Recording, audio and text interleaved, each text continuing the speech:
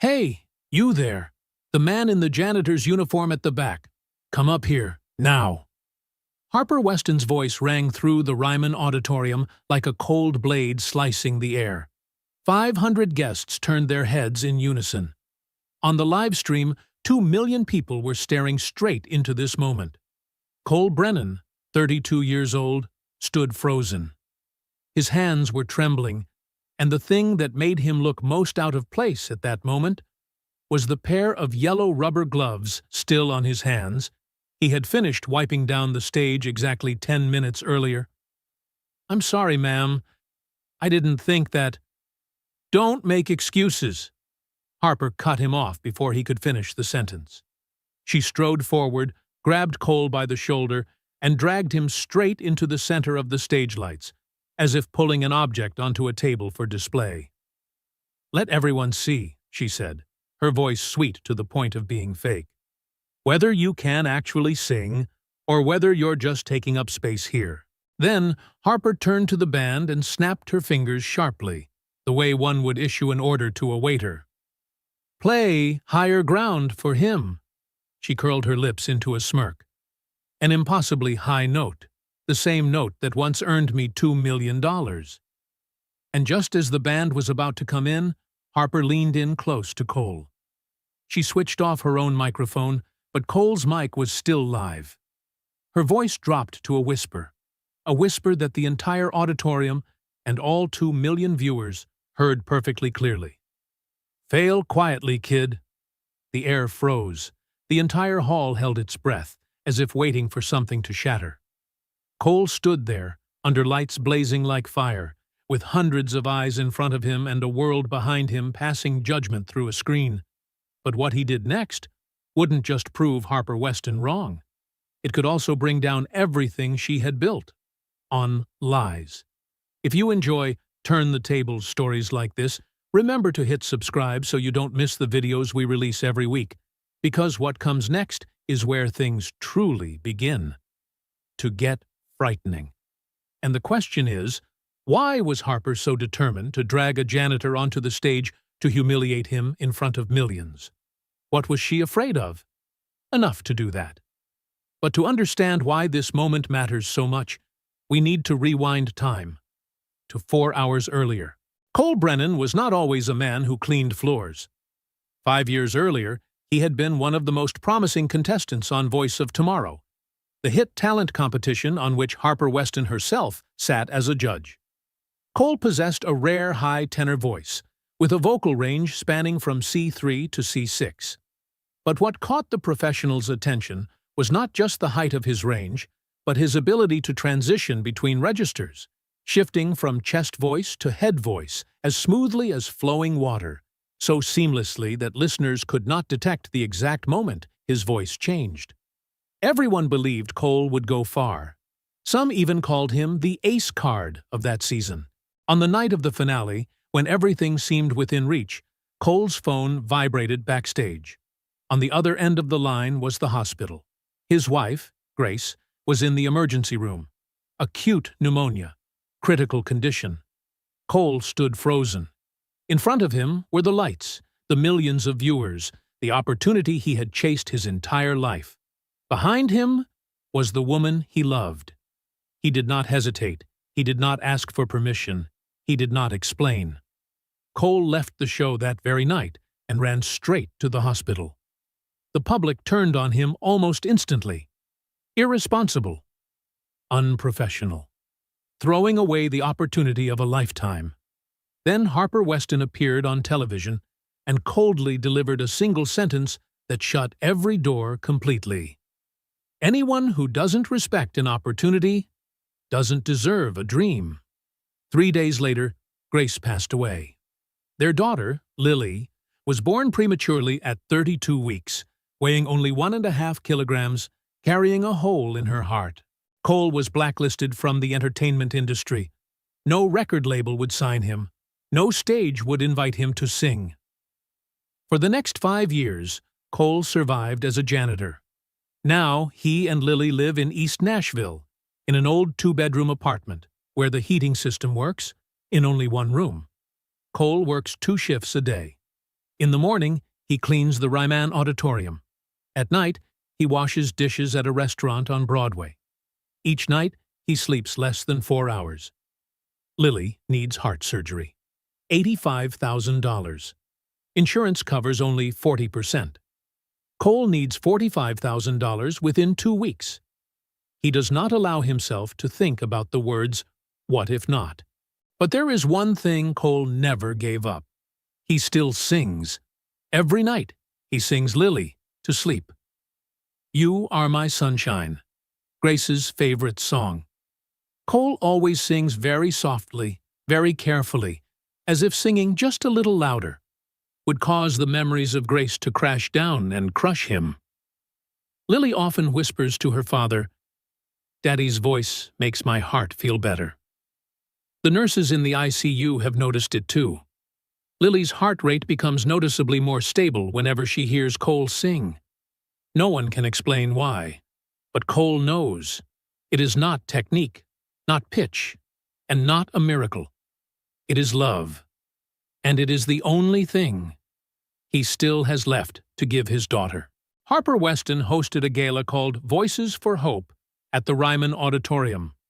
The publicly announced purpose sounded noble: raising funds for Vanderbilt Children's Hospital and its congenital heart treatment program. Ironically, that was the very condition Lily, Cole's daughter, was suffering from. That night, Cole was on the evening shift, cleaning the backstage area. He knew very well that the money raised tonight could save his daughter's life. 500 tickets, $500 per ticket. Ticket sales alone totaled $250,000. Harper stepped onto the stage, the spotlight shining directly on her. She smiled confidently and declared to the audience, "Tonight, I will sing Higher Ground." The final note, C6, has never been reached by any singer other than me. That is why I stand here. And that is also why I am able to help these children. The audience erupted in applause. From the upper balcony, Cole quietly looked down at the giant screen displaying images of children with heart disease.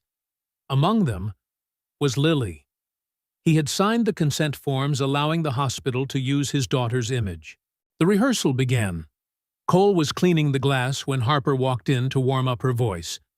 The band played the opening chords of Higher Ground. Harper's voice rang out powerfully in the lower sections, solid, controlled, exactly what one would expect from a star. But when the song reached the bridge, where the melody climbs to E5, then A5, heading straight toward C6, Cole felt that something was wrong. Harper's neck tightened.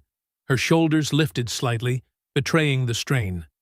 When she tried to reach C6, her voice cracked at a sharp 5, nearly a tone and a half below the target. Harper cleared her throat softly, trying to cover it up. "My throat is too dry." Then she turned to the sound technician and ordered in a lowered voice, "Turn up the backing track. Louder. I need support." The technician adjusted the settings. Harper sang it again. This time, the high note rang out perfectly. Too perfect. Cole stood frozen. His ears had been trained through years of studying music. He could distinguish between a live voice and a recorded one. He heard the faint metallic sheen of digital sound. He heard how the note sat on top of the harmony, rather than blending into it. That C6 did not come from Harper Weston. It came from the speakers. Cole remembered 5 years earlier. He remembered what Harper had once said on television. "Anyone who doesn't respect an opportunity doesn't deserve a dream." She had destroyed his career by labeling him unprofessional, while she herself was cheating. Cole returned to the janitor's room. He asked himself, who would believe a cleaning man standing up against a singer who had sold 4 million albums? Then he thought of Lily. The little girl was watching the live stream from the hospital, believing that Harper Weston was a good person, believing that this gala truly helped children like her. Cole opened his phone and searched for information about Harper's previous galas. A small article, published last year, almost unnoticed. Only 15% of funds from Voices for Hope reach the hospital. The remaining 85% is listed as administrative expenses. 15%. Out of $250,000, only about $37,000 reached the children. Where did the rest go? Harper's management company, production costs, marketing for her personal brand. Cole felt something ignite in his chest. Not anger, but resolve. A 32-year-old man who had lost his wife, who was raising a heart-sick child alone, standing in a cold janitor's room, and deciding, enough. The gala began at 7 o'clock in the evening. 500 people filled the auditorium. 2 million were watching online. Cole finished his shift, put away his tools, and prepared to leave. But as he reached the wings, he suddenly stopped. On stage, Harper Weston appeared in a shimmering sequined gown, the lights making her look like a flawless icon. "Ladies and gentlemen," Harper said with emotion, "tonight is not just about music. It is about hope, about giving these children a chance to fight." The audience burst into applause. The cameras quickly swept to the large screen behind the stage, images of children with heart disease appearing one after another. Among them was Lily. Harper continued, her voice softening. "Every ticket, every donated dollar, will go directly to help these little hearts." Cole stared at his daughter's face on the screen, and in that moment, he knew.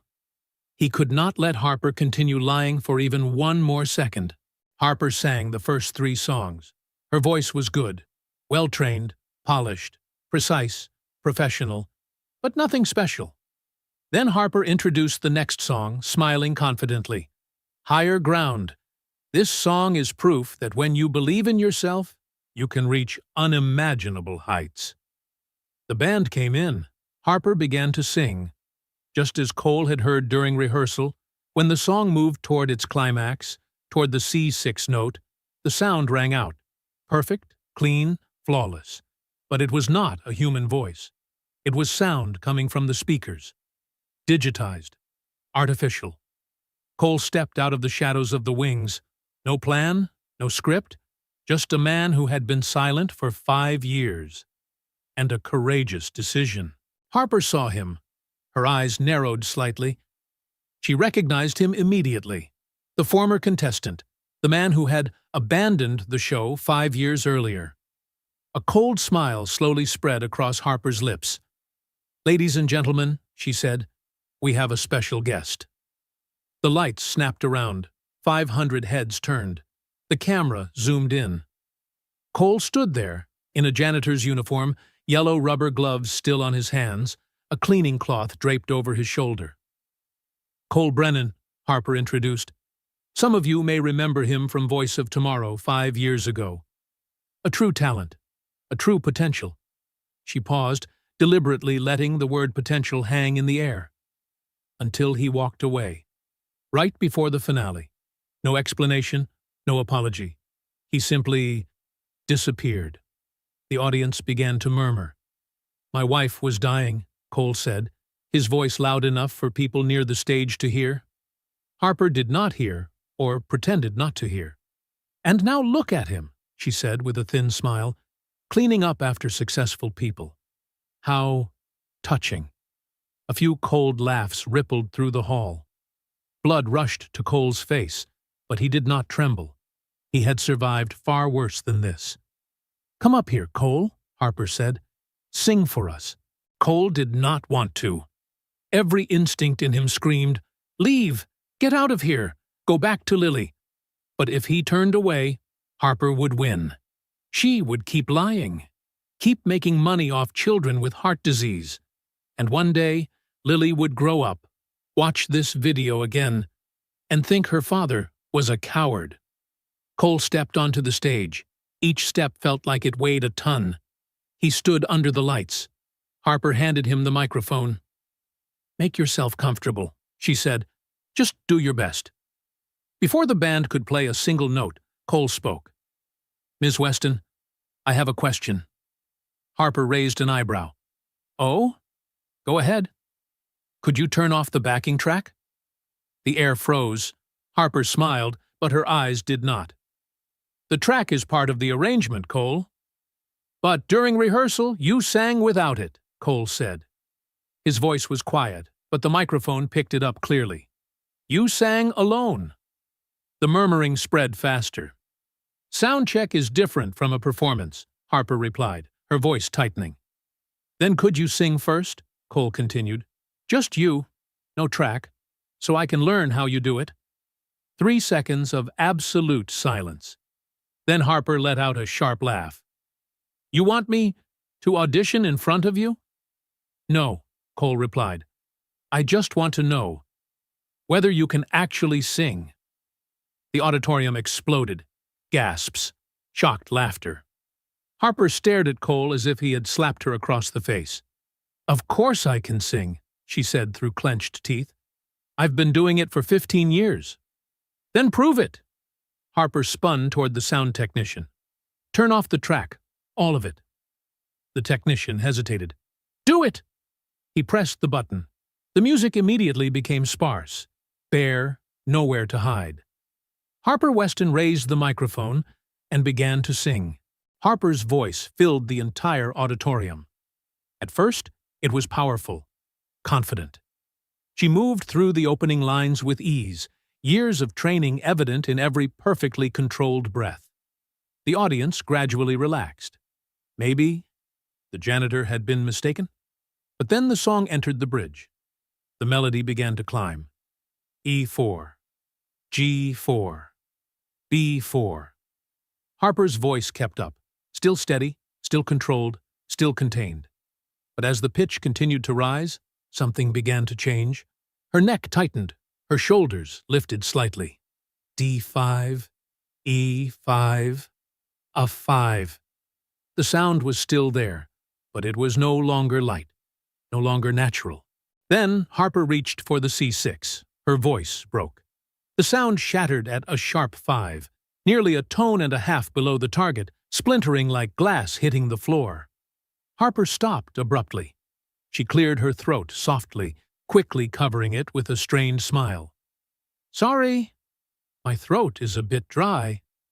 She took a sip of water, then continued, her voice regaining a reassuring tone. That's why people use tracks, to protect the voice during long shows.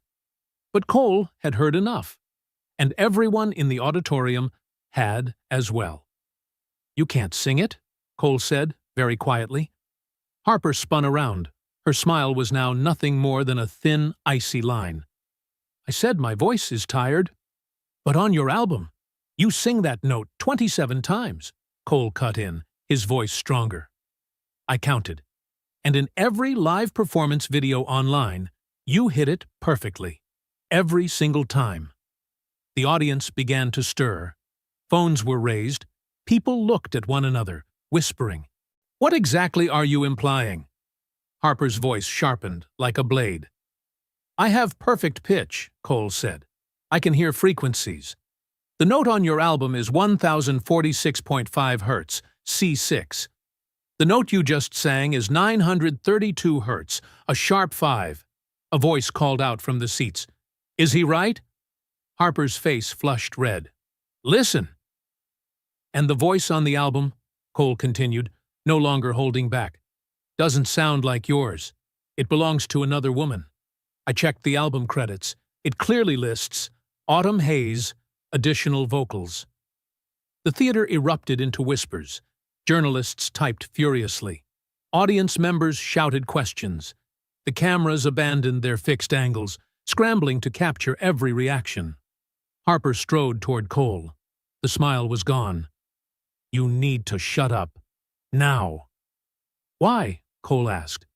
And for the first time since stepping onto the stage, he felt something other than fear. Because I'm telling the truth? Because you don't know what you're talking about. I know what I heard during rehearsal, Cole said. He looked straight out at the auditorium, into the lens, at the 2 million people watching. And I know what I'm hearing right now. That high note isn't yours. You've been lip-syncing for 15 years. Harper's hand shot out, gripping Cole's arm. Not hard enough to cause pain, but enough to control him. "It's over," she said coldly. But before Harper could pull him off the stage, a voice rang out from the wings. "Actually, he's right."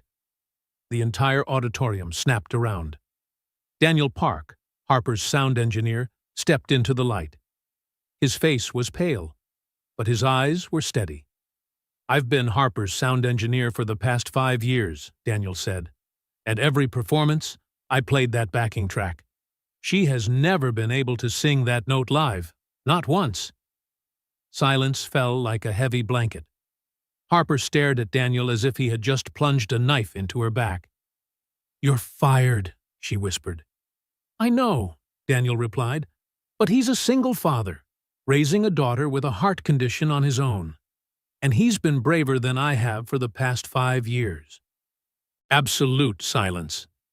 500 people in the auditorium held their breath. 2 million people watched online. Harper Weston stood frozen, as if she had been locked in place at center stage. Her own sound engineer had just destroyed everything in front of the entire world. "Ridiculous!" Harper snapped, her voice trembling. "You expect people to believe a janitor over me? I have 2 Grammy Awards. I've sold 4 million albums." "Then prove her wrong," someone shouted from the audience. "Sing the note." Harper's face drained from red to white. "I just sang it." "No," another voice replied. "You cracked. We heard it clearly." The crowd began to turn away. Harper looked at Cole, and inside her chest, something ugly began to twist. "Fine," Harper said coldly. "You think you're so smart? Then you sing. Right now. No preparation. No warm-up. No second chance." Cole's hands trembled. This was the moment where he would either prove who he truly was or become exactly what Harper Weston had always called him. From the guest seating, an old but steady voice rang out, "You've got this, Cole." Cole turned.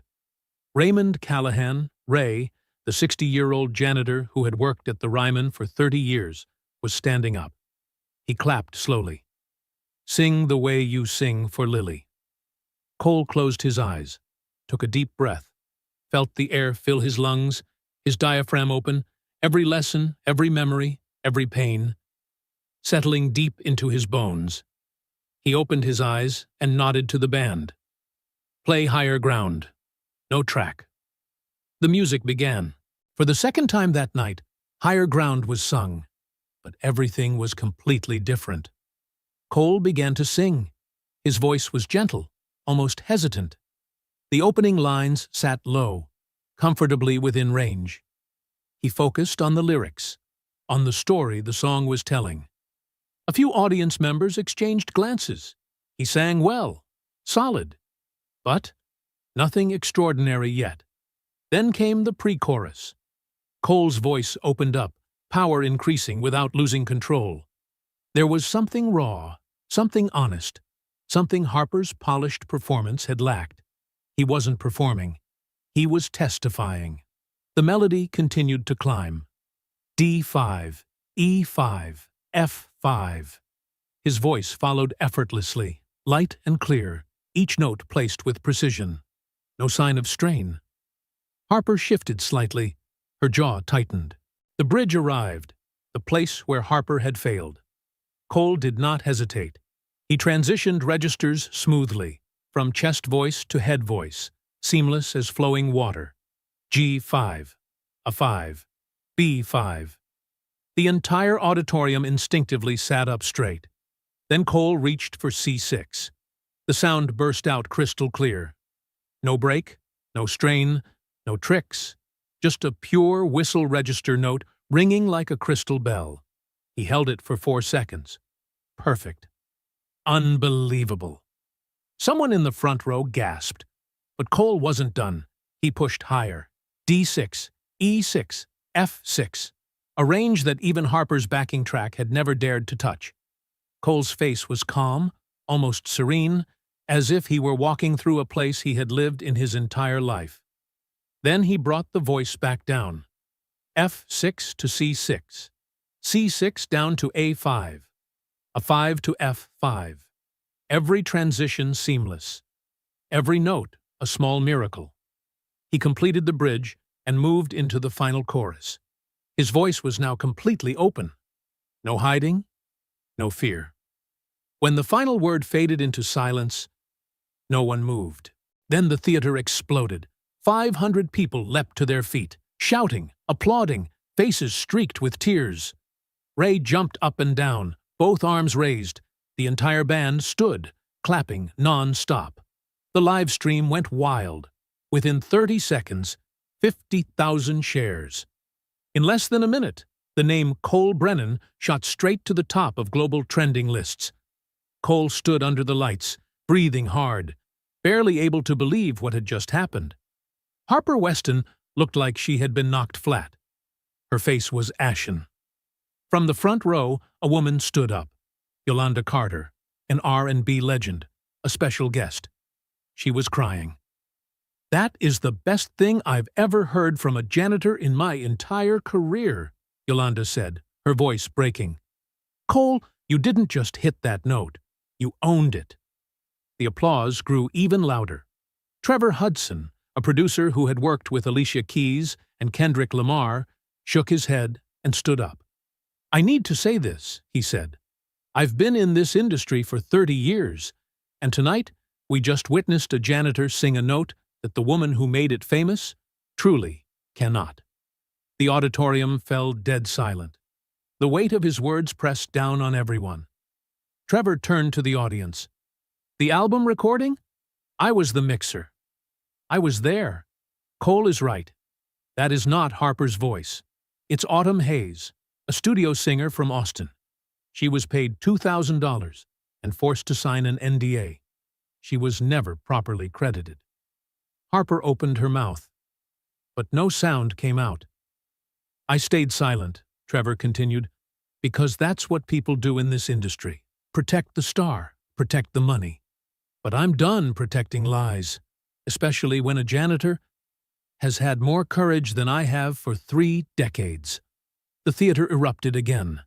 Journalists typed furiously. Cameras abandoned their fixed positions and rushed toward the stage. Harper finally found her voice. "This is insane," she screamed. "You're going to destroy my career over a backing track? Everyone uses tracks. Beyoncé uses tracks." "But they don't claim to be singing live," Yolanda shot back immediately.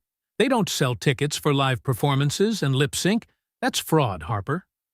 I never," Harper stammered, looking around for support.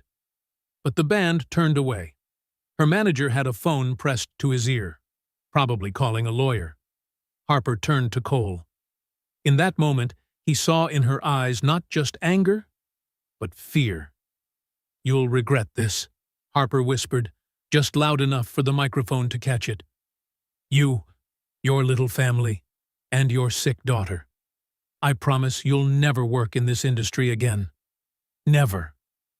The threat hung in the air, recorded by every camera. But Cole was no longer afraid. For the first time in 5 years, he felt free. Cole spoke, his voice steady. "I don't work in this industry. I sing because I love it. And you can't take that from me." He paused for a beat, then added, slowly, clearly, "But maybe it's time someone took it from you." The theater fell completely silent. Then a single clap echoed, slow, deliberate.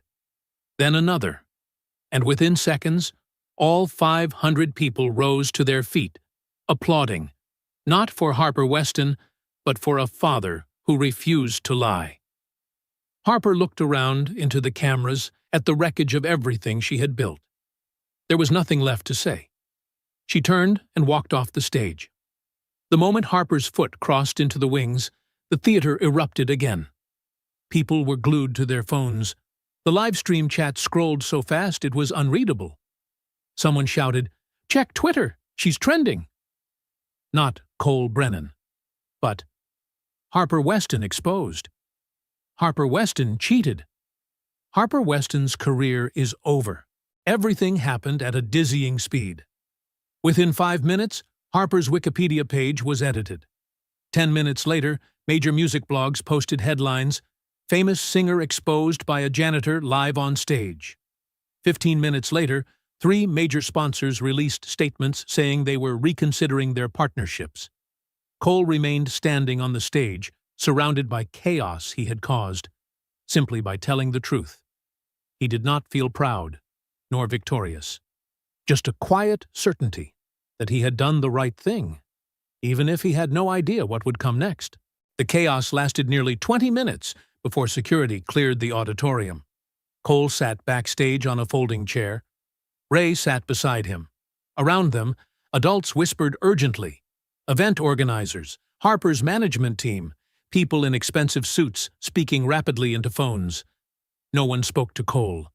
His phone vibrated. From the hospital. Lily had watched the live stream from her hospital bed. "Daddy, I saw it. You sang so beautifully." Cole's throat tightened. "Are you okay, sweetheart?" "I'm okay, Daddy. The nurses watched, too. They said you were amazing." That call had been an hour ago. Now it was nearly midnight. The children's choir had all gone home. The theater was nearly empty, with only crew members dismantling equipment. Cole was still sitting on that folding chair. Ray was still there, refusing to leave. Then Harper's lawyer appeared. Olivia Sterling, a white woman in her early 50s, entered backstage. Her suit likely cost more than 6 months of Cole's salary. Leather briefcase in hand, a polite smile. That never reached her eyes. "Mr. Brennan," she said, pulling up a chair across from him. "I'm Olivia Sterling. I represent Ms. Weston." Ray stood up immediately, positioning himself close, like a comrade. "He doesn't have a lawyer present," Ray said calmly but firmly. "If this is a legal discussion, I suggest representation." "Of course," Olivia replied. "I'm not here for formal negotiations, just to resolve an unfortunate misunderstanding." "There is no misunderstanding," Cole said. His voice was low and steady, the voice of a man who had endured enough loss. "Your client cannot sing the notes that made her famous. That is fraud." Olivia's smile did not waver. "The music industry is complex, Mr. Brennan. Artists use vocal support, backing tracks, studio techniques. That's standard practice. Tonight was merely a misunderstanding of professional context." "I understand that she lied," Cole replied quietly. Olivia turned toward him. "No, you misunderstand. And that misunderstanding is causing significant harm to Ms. Weston. Sponsors are threatening to withdraw. The tour is in jeopardy. Millions of dollars could be lost." The word harm hung in the air like a threat. Olivia opened her briefcase and placed a stack of documents on the table. "If you sign this," she said, "everything goes away." Cole picked it up. Read. His expression did not change. He was 32 years old and had read enough contracts to know when he was being led into a trap. "This document says I made false accusations, that I apologize, that I was seeking attention." "It's a mutual agreement," Olivia said. "In return, Ms. Weston will not pursue legal action, and as a gesture of goodwill, she will fund a $100,000 music scholarship for you. Full coverage, any program." Olivia paused. "We're also aware your daughter needs surgery. We will cover the full $85,000. Cole set the papers down, looked directly at Olivia. $185,000. Enough to save Lily. Enough to change his life. But Cole was 32 years old. He had watched his wife die. He had raised a heart-sick child alone for 5 years. And he knew, some things cannot be bought with money. "And if I don't sign?" Olivia's smile faded. "Ms. Weston will pursue defamation charges against you, against anyone who spreads your statements, and against the Ryman Auditorium for allowing a hostile environment." She paused. "Your daughter's school district has also been informed that a $500,000 donation to its music program is now at risk." Ray clenched his fists, but said nothing. This was Cole's decision. "So," Olivia concluded, "sign here, accept the scholarship, and everyone moves on. or refuse, and watch your family drown in legal fees you cannot afford. She looked Cole straight in the eye. The choice is yours.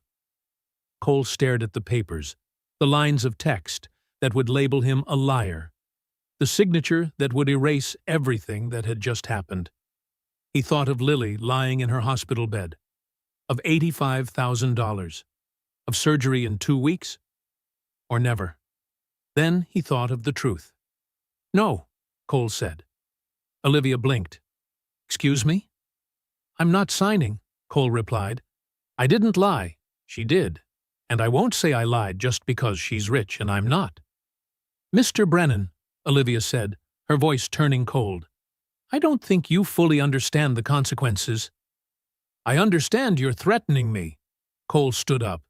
His hands still trembled, but his eyes no longer avoided hers. "Go ahead and sue me if you want. But I'm not signing that paper." Olivia's face hardened. "Then I'll see you in court." She gathered her briefcase. Before leaving, she turned back one last time.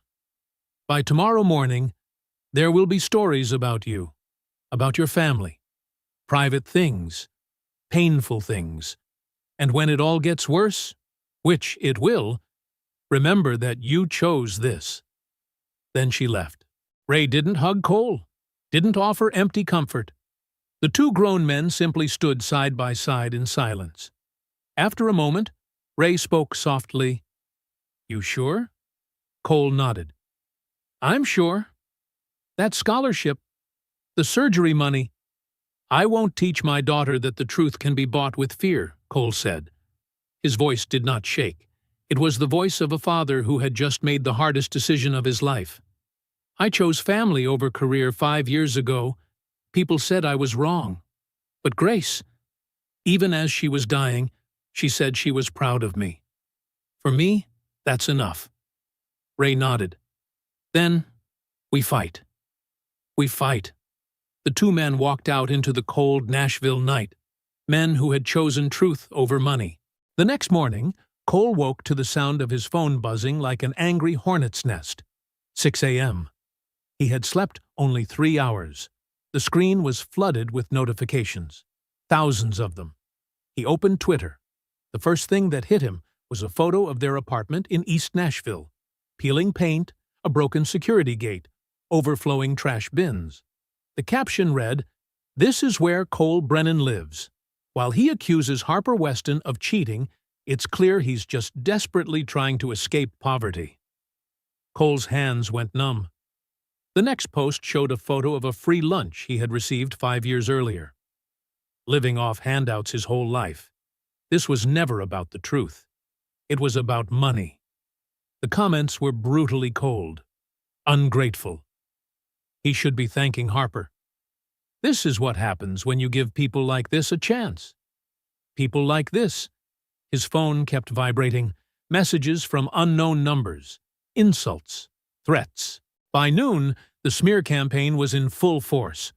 News sites began publishing articles that were disturbingly similar. Sources close to the Brennan family claim Cole planned the entire incident as an extortion scheme. No evidence, no verification, yet all of it was published.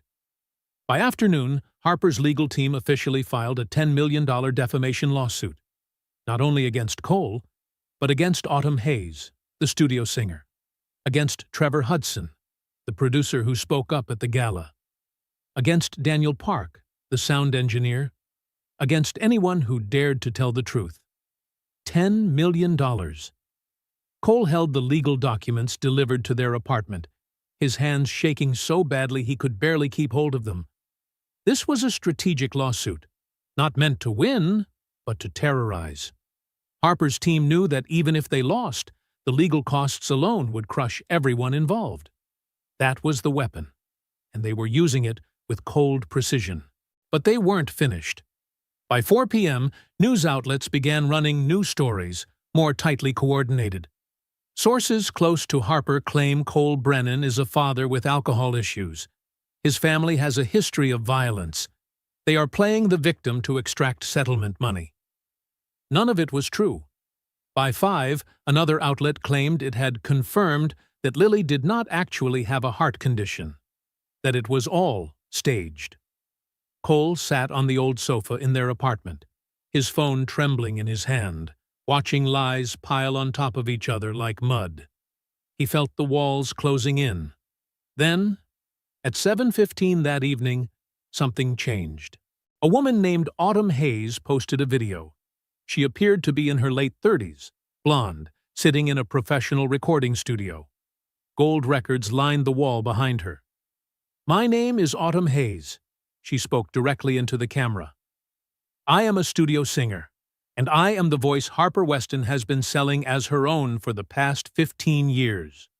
Cole's heart pounded. "That man told the truth last night," Autumn continued. "I sang the whistle register note in Higher Ground and 6 other songs. I was paid $2,000 per song and forced to sign a non-disclosure agreement." She held up a stack of papers to the camera. "This is my contract. This is the proof." And I stayed silent, while a janitor was being crushed for daring to expose something I was too afraid to say. The video had been posted 8 minutes earlier. It already had 50,000 views. Within 1 hour, 2 million. Within 3 hours, 7 other studio singers came forward. Each had contracts, each had recordings, and each confirmed Cole Brennan was telling the truth. By noon the next day, public opinion had completely reversed. Harper Weston exposed shot to the top of trending, this time not on speculation, but on evidence. Cole sat on his worn old sofa, watching the internet tear apart the woman who had tried to destroy him. And for the first time since all of this began, he realized he was no longer alone. But Harper Weston did not disappear quietly. Even after 7 studio singers had come forward, even as undeniable evidence piled up beyond denial, Harper Weston still refused to back down. By that afternoon, Harper's legal team officially filed a $10 million lawsuit, not aimed only at Cole. They sued Autumn Hayes for violating her NDA, and they sued the Ryman Auditorium for creating a hostile environment. $10 million. The goal was not to win, but to frighten everyone into silence. Cole sat alone at the small kitchen table in their apartment, gripping the summons in his hands. He had endured enough loss to understand one thing. To survive, you had to fight with reason, not emotion. His phone vibrated. An unfamiliar number. This time Cole answered. "Mr. Brennan, my name is Melissa Morales. I'm an attorney. I'd like to represent you. Pro bono." Cole straightened. "Why?" "Because what you did was right," Melissa replied. "And because my firm believes the legal system should not be used as a weapon for the wealthy to silence people who tell the truth." She paused. "But the decision is yours. You're a father. This is your life and your future. I can only offer professional advice." Cole looked down at the summons. "If I agree, can we win?" Melissa didn't dodge the question. "Honestly, legally, we have a very strong case. But Harper has money and time. She can drag this out, exhaust you financially and emotionally. This will not be an easy fight." Cole nodded. That was exactly what he needed. Not comfort, but truth. "All right," he said. "We do it." Within an hour, the kitchen table was covered with files. Melissa worked fast, efficiently. "Harper's lawsuit is garbage," she said bluntly. "Defamation requires false statements. Everything you said was true. She knows it. This is intimidation, not litigation." "So what do we do?" Cole asked. "We countersue," Melissa replied. "Fraud, false advertising, breach of contract with ticket buyers. We turn this into a class action, make it so expensive she can't continue." But the next morning, things became much worse. At 4 a.m., Lily woke in panic. She was struggling to breathe. Her lips turned bluish. Cole slammed the call button, his heart pounding like a war drum. Doctors rushed in. Oxygen, machines, terms Cole barely had time to process. Heart failure, acute risk, Emergency intervention. They stabilized Lily, but Dr. Walsh pulled Cole aside. We need to operate sooner, he said carefully. Lily's heart is weakening faster than expected. We may have only a week, maybe less. But insurance, we're working with them, the doctor replied. But you need to understand. Open heart surgery. 8 hours. High risk. Even if we close the hole, the risk of complications is still significant. 3 a.m. Cole sat alone in the hospital waiting room after Lily had fallen asleep again. There was nowhere else to go. He held his phone. Olivia Sterling's name was still in his call history. Just one call. Accept the deal. Sign the papers. Save his daughter. His finger hovered over the call button. The waiting room door opened softly. Lily stepped out, wearing her hospital gown, dragging her IV pole. "Daddy?" Her voice was weak but clear. "Are you okay?" Cole quickly wiped his tears. "I'm okay, sweetheart. Daddy's okay." Lily climbed onto the chair beside him and rested her head on his shoulder. "Daddy, why are people saying bad things about you?" Cole took a deep breath. "Because sometimes, when you tell the truth, there are people who don't want to hear it. But you always tell me lying is bad." "That's right." "Then why do grown-ups lie so much?" Cole was quiet for a moment. "Because sometimes lying feels easier than being brave enough to tell the truth." Lily looked up at him, eyes just like Grace's. "Daddy, are you scared?" "Very." "But you still do it?" "Yes." "Then that's brave," Lily said with certainty. "Mom told me. Being brave means you're scared, but you still do the right thing." Her voice was tiny but steady. And in that exact moment, Cole knew he could not call Olivia Sterling. He could not teach his daughter that the truth could be bought with fear. Because he was Lily's father. "Your mom was the bravest person I ever knew," Cole whispered. "And you're the second bravest." Lily shook her head. "No, I am." Cole held her gently. And in that moment, he realized he wasn't protecting his daughter. She, the 6-year-old child he wanted to shield, was giving him strength. That wasn't weakness. It was love. And that was why he could never sign that paper. The courtroom was smaller than Cole had imagined. Davidson County Supreme Court, Room 4B. Only about 30 people filled the benches, mostly reporters and supporters who had lined up since dawn. Harper Weston sat at the plaintiff's table with 5 attorneys in expensive suits. She wore a navy blue jacket, her face composed with an air of wounded calm, the familiar, dignity-affronted look of a celebrity. Cole sat at the defense table, between Melissa Morales and Ray. He wore the only white dress shirt he owned.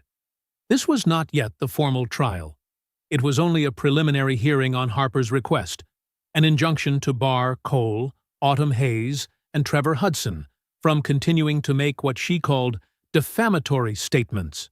Judge Patricia Donovan entered, a woman in her early 60s with more than 20 years on the bench. She glanced at Harper's legal team, then looked at Cole. Something flickered across her face, very quickly, but not by accident.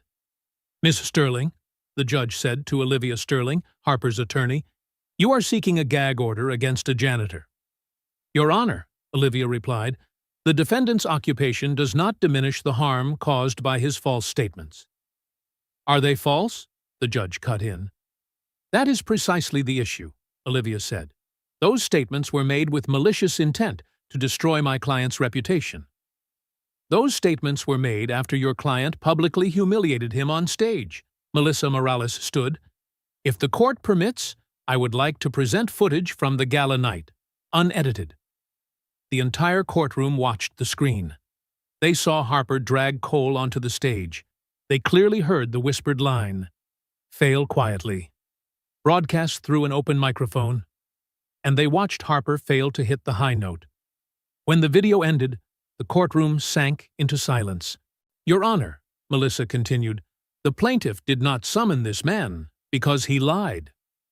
She summoned him because he told the truth, and that truth cost her money. That is not defamation. That is consequence. Judge Donovan turned to Olivia. Do you have any evidence that Mr. Brennan's statements are false? Your Honor, Olivia said, the music industry routinely uses vocal support and enhancement techniques. I didn't ask that, the judge interrupted. Yes or no? Olivia hesitated. We believe the context of my client's statements has been misunderstood. So that's a no. The judge made a note.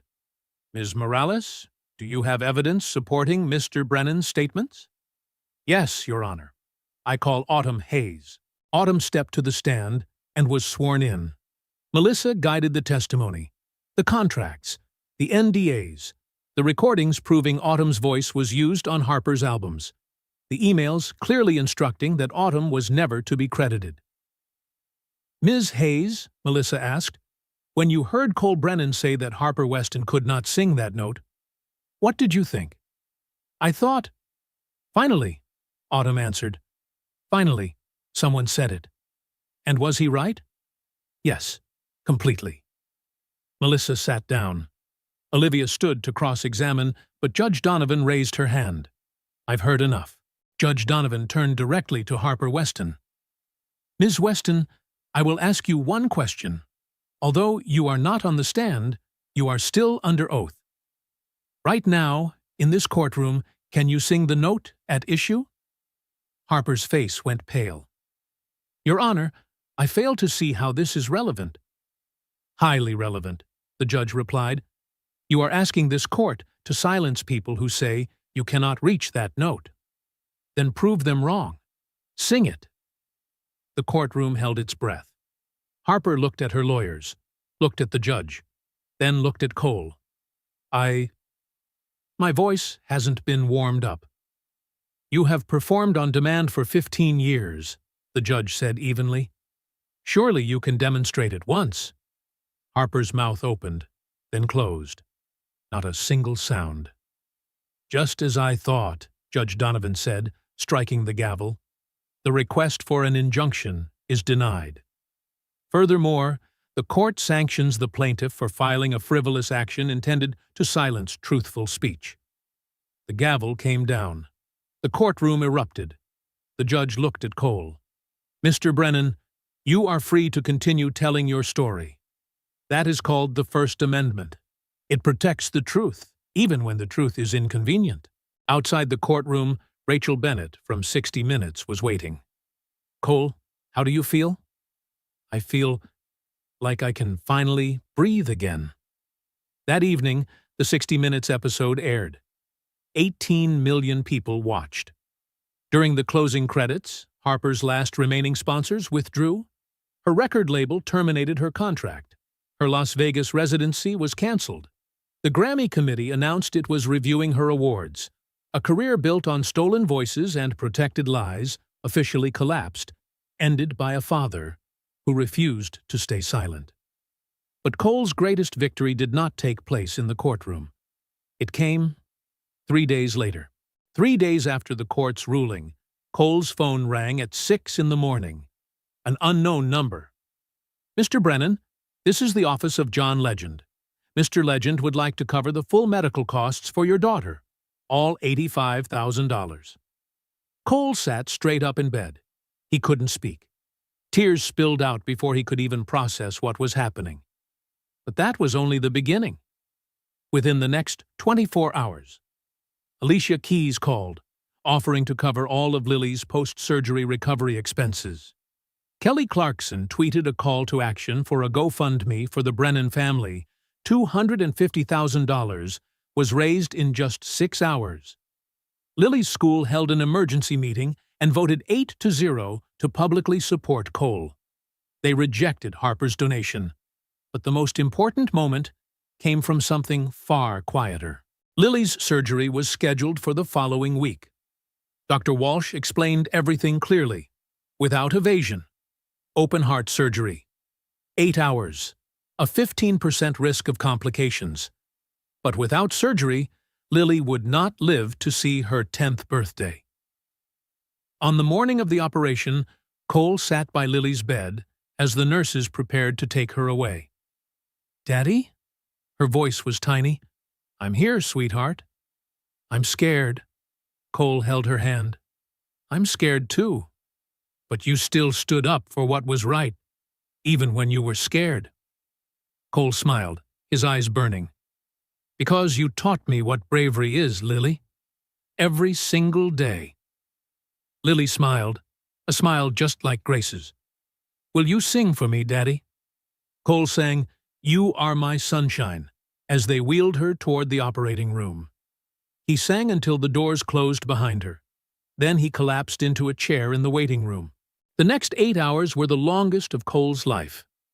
By the 6th hour, he drifted into thought, thinking of Grace, of 5 years of silence, of every moment he had wanted to sing, but couldn't, because the pain crushed his chest. At the 8th hour, the operating room doors opened. Dr. Walsh stepped out, pulling down his mask. His face was exhausted, but smiling. "The surgery was successful," he said.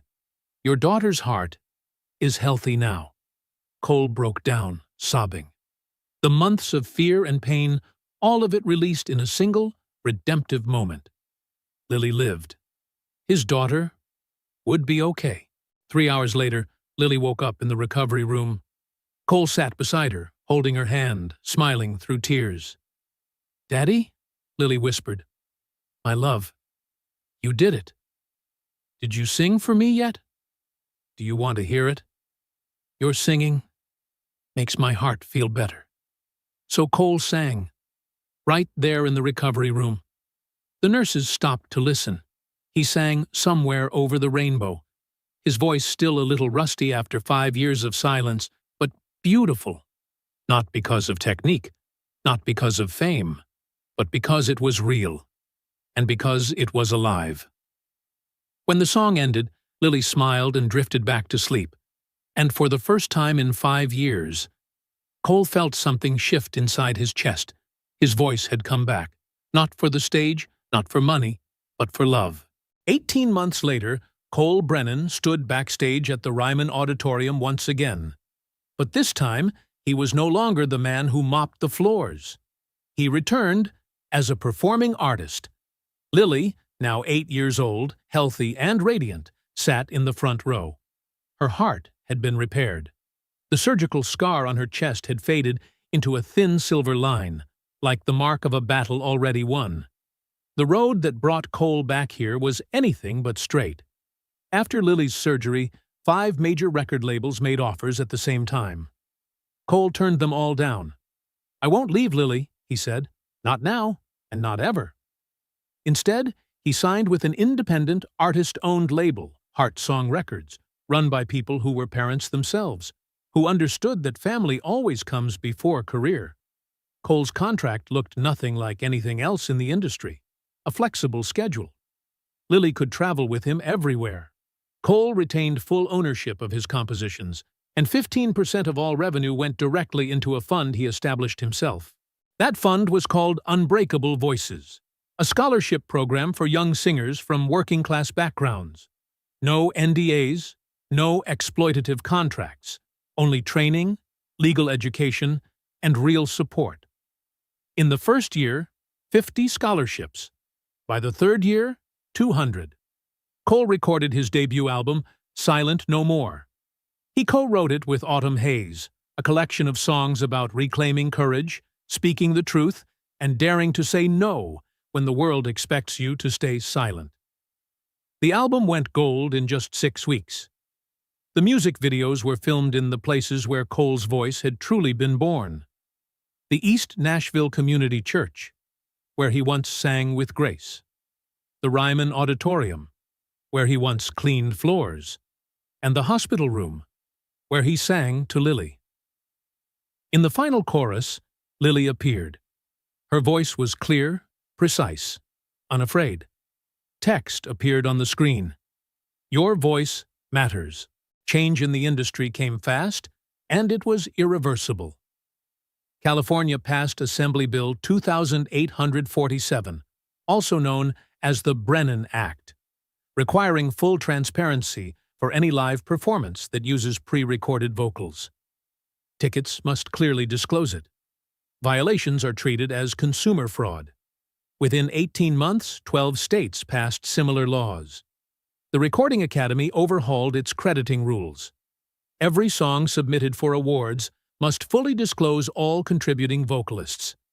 The vague concept of additional vocals was officially eliminated. Spotify and Apple Music added a credits tab to every song. Studio singers, who had been invisible for decades, finally had names. A studio singers union was formed, 2,000 members in its first year. Autumn Hayes' career exploded. After 15 years in the shadows, she appeared on magazine covers. Her debut solo album, finally, won a Grammy. In her acceptance speech, she said, "I was afraid for 15 years. A 32-year-old man showed me what courage really looks like. And Harper Weston? She never recovered." 3 months after the court ruling, Harper filed for bankruptcy. The class action lawsuit ended with $23 million in ticket refunds for 15,000 audience members. Both of her Grammy Awards were officially revoked. Harper attempted a comeback 6 months later with a tour titled Unplugged and Unfiltered. Ticket sales reached 11%. After the third show, the tour was canceled. The last the public heard of her, Harper was teaching music business courses for an online college. But this story is not about Harper's fall. It is about what was lifted up. The concert night. Ryman Auditorium.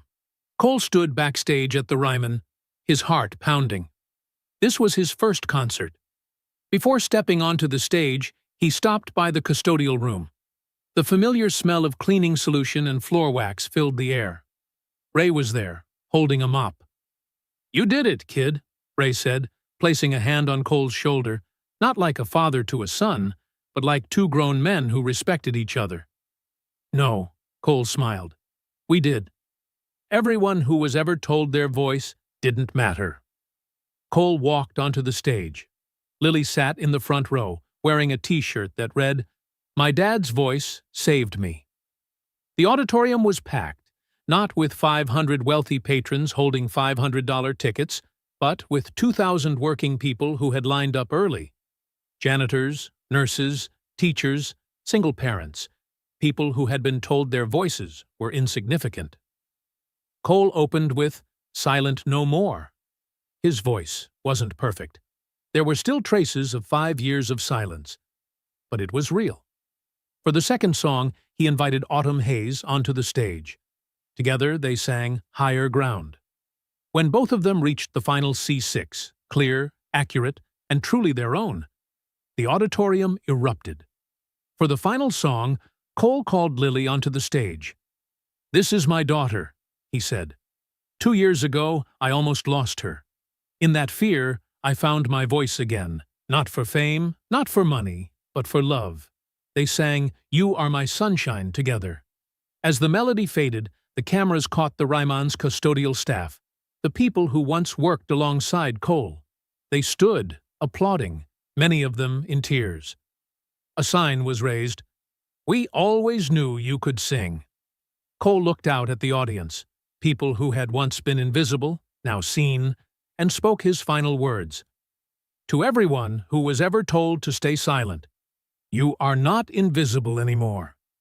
The curtain fell to thunderous applause.